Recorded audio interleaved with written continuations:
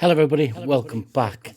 It's now time for some Miss Lara Fabian. Lara Fabian. And this is from the concert from Lara with Love. And this is Broken Vow. I'm looking forward to this. I didn't get dressed up. I feel somewhat underdressed when she's in such full regalia. But let's get into the song.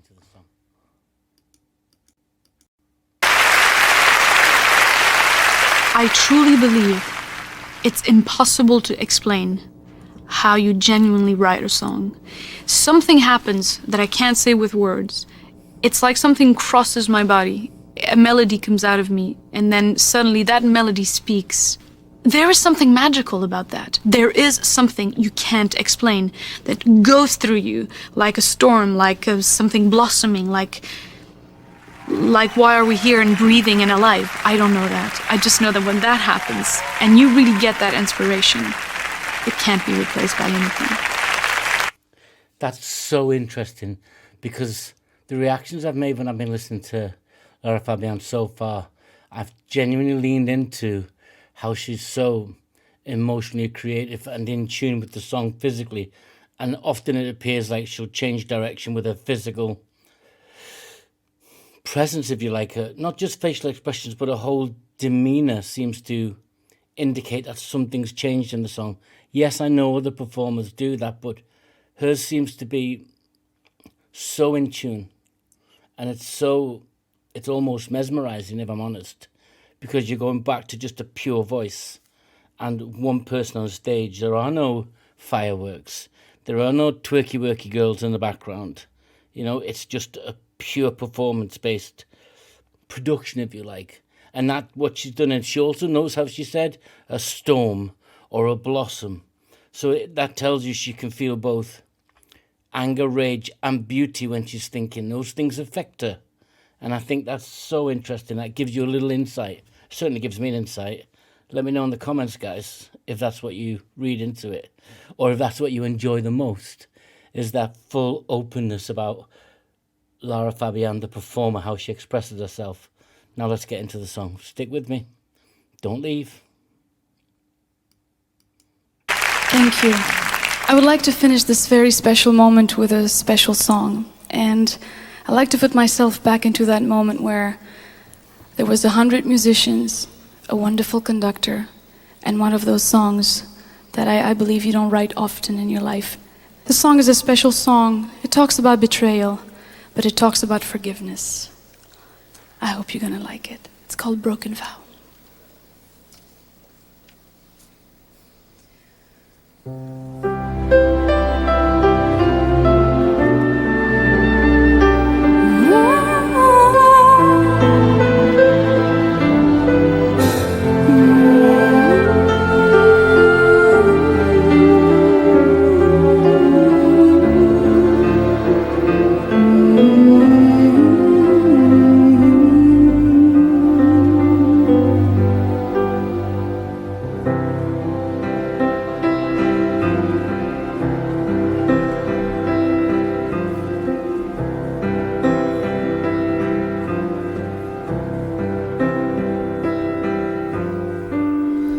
Tell me her name, I want to know the way she looks and where you go. I need to see her face, I need to understand why you and I came to an end. This is the introduction of the song, and it's pulling me in because she's opening it with the conversation. I need to know who this person was. What does she have? Who is she? What did she say? What does she do? You know, it's there, but she delivers it in such a gentle, kind of judgmental way. It's like more of a pleading, more of a lack of understanding, more of a yearning for, I guess, some closure, if you like. That's what that opening tells me. It's so beautiful because then, literally, as a listener, right, you're drawn in. You're hearing the story. The music's beautiful in the background. She happens to be a beautiful woman. That's just genetic. She didn't control that. And then she's literally saying, okay, here's my story. Here's the story. It won't be hers. It may be hers. I don't know. But it's an observation she's making, how she sees the world of relationships in a conversation. Beautiful. So telling to see how a person can be when they're telling you a story. Tell me again, I want to hear. Who broke my faith in all these years? Who lays with you at night when I'm here all alone? Remembering when I was your own. I let you go, I let you fly. Why do I keep? Just when, I know it's so difficult, but she won't tell me, you know? Think about in your life when you've leaned into someone and it's either for a reaffirmation, so you're making sure, but it's not often done with a just tell me. That's more of kind of a passive aggressive, really. It's like, look, tell me. Just let me be sure of what you said. Let me hear it from your lips. And then she does that, and then she changes the tone back to non-judgmental. It's conversational, not the way she's singing, but it is, in a sense, that way. It's almost like an opera, really, in that sense. But it's beautifully presented. Her command of her physical presence is just stunning to watch and listen to. Asking why I let you go,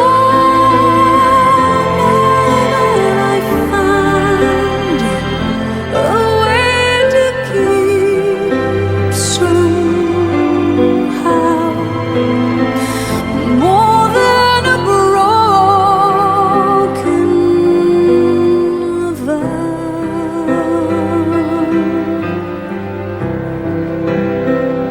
She let go to become something better than the broken vow, to change that narrative, that story of that relationship. Once she's let go, I'm going to be more than a broken vow, but I still want to know. Why? Tell me the words I never said. Show me the tears you never shed. Give me the touch that's when you promised to be mine. Or has it vanished for all time? I let you go, I let you fly. Why do I keep on asking why? I let you go, now that I found a way to keep somehow more than a broken vow. I mean, come on, guys, you're out there. You've all lived lives, okay? Does this resonate with you when you've been in that situation where you've let go, but you still want to be back in that place? You still feel attached, but there's a standoff, isn't there? She's singing about a standoff between, I've let you go, but is that touch still there for me? Do you have the feelings? And it's almost beginning to be about, like she said, the forgiveness and understanding. But when you get crushed, right, when people get crushed emotionally, you either, this is a bit of pop psychology, but you either withdraw or you balance and compensate, and you begin to understand and ask the questions. Now, you may not get the answers, but you settle on what you believe, then. You can say, okay, I don't understand, but I'm going to move on. Is this what you're doing in the song? I don't understand, I've moved on, but I want to know, can I forgive you? If I forgive you, can we be that same again? God knows.